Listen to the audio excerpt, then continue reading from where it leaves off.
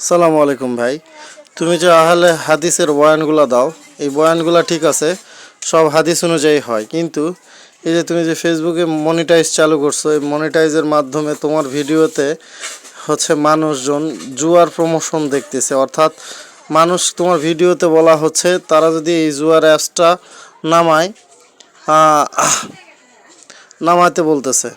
তো তুমি যে আহলে হাদিস সমর্থন করো বা তুমি যে রাসূলের হাদিস সমর্থন করো, সেই হাদিসে কি কোথাও আছে যে যে ভিডিও থেকে জুয়ার জুয়ার অ্যাড দিবে, সেই অ্যাড থেকে তুমি ইনকাম করে হচ্ছে মোটামুটি টাকা পয়সা পেতে পারো বা ইনকাম করতে পারো?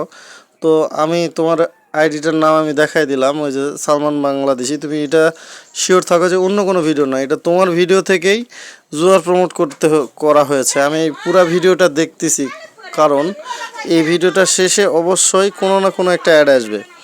এরপরের যে অ্যাডটা দিয়েছে এটা একটা ইউসি ব্রাউজার, এখানে সবসময় সব ওয়েবসাইট খোলে। অর্থাৎ এই যে একটা ইউসি ব্রাউজার, তারপরে এই যে এটা জুয়ার একটা অ্যাড তোমার ভিডিওতে শো করলো, এখান থেকে তুমি ইনকাম করলা, এইটা দিয়ে তুমি এইটা খেয়া তুমি আবার